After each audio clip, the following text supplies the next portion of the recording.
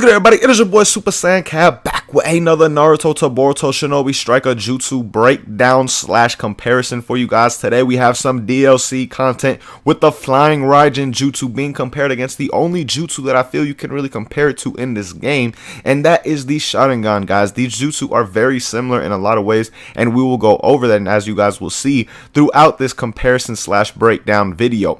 But for those who are wondering how I have the DLC content, guys, you are able to purchase the DLC content and are able to do offline VR missions to unlock the jutsus. It is very slow compared to playing online, but you are able to play offline in the VR to still unlock them. I know the servers have been down, and I know it sucks. I really wish they would come back up finally. But taking a look at the description of these jutsu, starting out with the Flying Raijin, it says a jutsu that allows the user to teleport. They throw a kunai and then use the jutsu again to move where it landed. But then moving on to the Sharingan, it says an eye jutsu that can hypnotize and copy. This puts the user into Sharingan mode where they can prevent just about any enemy jutsu one time. Now looking at the stats of these jutsu, they both do not have power and range. The Sharingan's cooldown though is 13 seconds, while the Flying Raijin jutsu's cooldown is 10 seconds. So the Flying Raijin definitely has a major advantage when it comes to cooldown. Those 3 extra seconds can be very, very crucial in an online battle without question. But those are the descriptions and stats of these jutsus. Now we're going to take them into the actual VR mission and break them down and have them compared against each other and see which one is truly better. Alright, y'all, getting this jutsu breakdown started. The first one we're going to be taking a look at is the Sharingan. And just looking at the basic use of this move, guys, when you use it and an opponent attacks you, as you guys see, you instantly teleport like a substitution out of there, again, as you guys see right here. Now, beyond just the basic use, one other thing I want you guys to take a look at with the Sharingan is look where I actually was standing when I used the Sharingan when I was actually attacked. You see a shadow clone pops up there. So whatever shadow clone / substitution you have active will pop up. So if you have a clay explosion clone, then a clay explosion clone will pop up in place when you use the Sharingan as well. Now the next thing I want to point out with the Sharingan, guys, is the fact that it literally substitutes anything whether you want it to or not, just like a kunai right here, which is the best counter to a Sharingan user in the game. As you see, right when you get hit with that kunai, you automatically substitute out of it. So you gotta keep in mind that no matter what hits you, whether you want to use the Sharingan in that period of time and substitute out of it or not, if you have it active, it definitely will be used and you will get out of that attack. Now, the next thing right here we're taking a look at is the time, guys. As you see, we activate the Sharingan at 247. We're going to see how long we actually have this active, because that is a very crucial factor, because obviously once it goes away, you cannot use it and the jutsu basically just got wasted. So as you guys saw right there, it had a 15-second cooldown, guys, which is definitely pretty good. It's not bad at all, not too long, and it definitely prevents the move from being extremely cheese at the same time. But now let's move on to the Flying Raijin Jutsu level 1. Alright, y'all, now moving on to the Flying Raijin Jutsu, and first starting it off with the basic uses like we did with the Sharingan. As you guys see right here, when you place that Flying Raijin kunai on the ground, you have a certain time limit to where you can teleport back to it, but no matter where you are, you can teleport back to it. As you saw, I was far, look how far I was from the kunai, and I was able to teleport back. Now, some people may say there's some cheese involved with that, with things like flag battle and whatnot, but at the same time, you guys have to understand that this jutsu does have a time limit to it. So that will not be an issue when it comes to online playing flag battle or anything like that. Now, some people may try and place it in the middle right before they cap the flag or something so they can instantly teleport out of there. But even then, that may not be a good strategy, because you may not get that flag instantly to where that Flying Raijin kunai disappears and it's just wasted. But moving on to the second use of this move, guys, why I say it's very similar to Sharingan, as you guys see right here, you can literally use it as a substitution. If you place this kunai in a smart spot, you can use this as a substitution to get out of combos. Of course, you don't want to place it in like right next to where you would be getting hit or anything like that, because then you're going to teleport right to it and your opponent's going to be right in front of you again. But if you place this in a smart spot, you can use this just as a substitution, just how the Sharingan works. It gives you that second substitution. The Flying Raijin can also give you that option as well, especially if you place it in a smart place.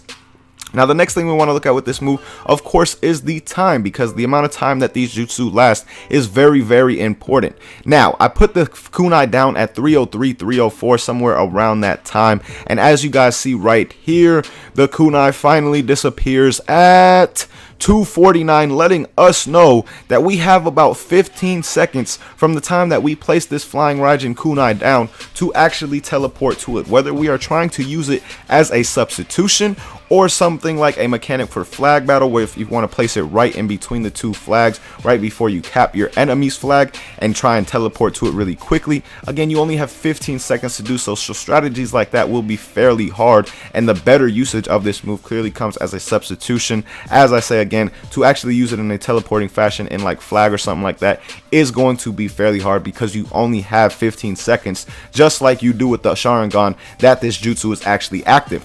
Now the next thing we want to take a look at, guys, is the simple fact that you can use this jutsu in the air. You can throw it while in the air, but you want to notice that it does not throw in front of me. It goes straight to the ground. When you throw this jutsu in the air, it'll go straight below you. It will not be thrown in front of you to where you could throw it on walls or anything like that. No, it's gonna always go straight to the ground, straight below you. So if you're like on the cloud map or something like that and you use this jutsu in the air, you're literally just gonna throw your kunai into the clouds. So you have to be very careful with that, and you want to understand that and know that, because you do not want to throw your jutsu into the clouds. Again, it will not throw in front of you. It only throws below you. So that is definitely something you want to keep in mind, because if you want to put them on walls, which you can, you just have to climb them like you wouldn't just be standing up there normally and place it while you were up there. So that is definitely something you want to keep in mind with the flying Raijin as well. But all in all, man, both of these jutsus, like I said, are very, very similar. Their main uses really come in with the substitution factor. I tried doing other things with the flying Raijin, like trying to incorporate a combo maybe with it, maybe to use it as an extension or a cancel or something like that.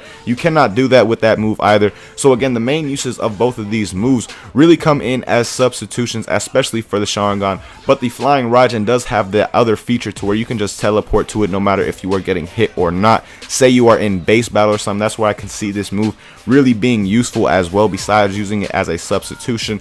If you are in base battle and you are at A or something, and you just capture, or you just got your base back and you want to head to B or something like that, you can put a flying Raijin kunai on that base where none of your allies are, just in case you see an opponent sneak back within those 15 seconds. You can teleport instantly back over there. Now that is another use you can really use for it. I don't really see that teleporting feature being that much more useful just outside of the substitution part, because of the simple fact that it does have a 15-second cooldown, but that 15 seconds is more than enough to use it as a substitution, and it gives you that extra substitution just like Sharingan does.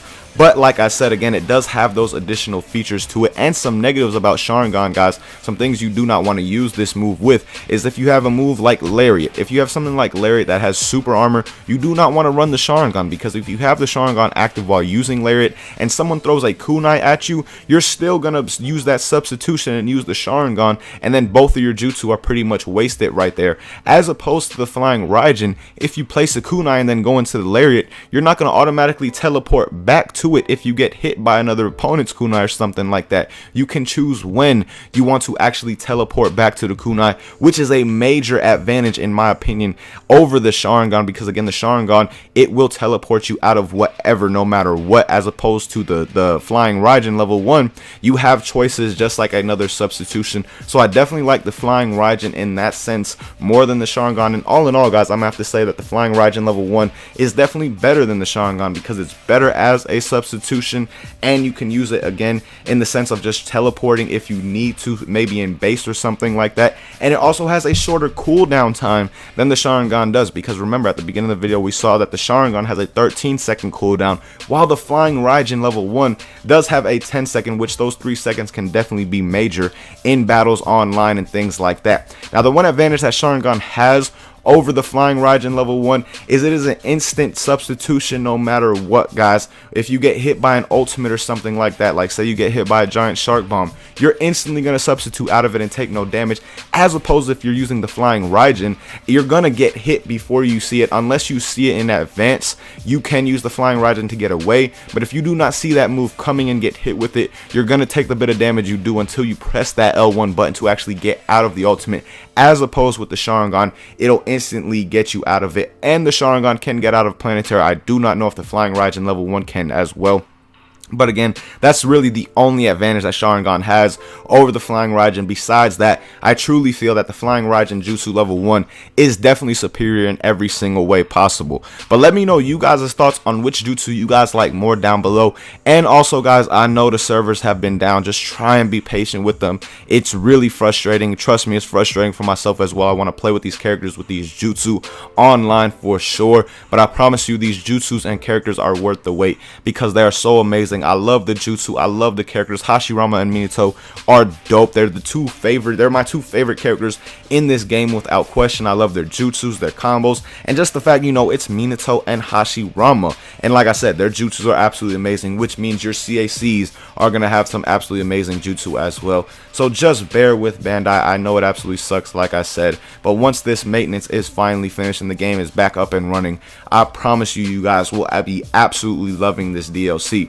But again, man, let me know your thoughts on this jutsu breakdown / comparison down below, and which jutsu do you like more? Do you agree with me that the Flying Raijin level 1 is better, or do you guys like the Sharingan better down below? Let me know that all down below in the comments. But till next time, man, as always, thank you guys so much for watching. Really hope you guys enjoyed this video, and as always, hope you have a good day. Peace, y'all.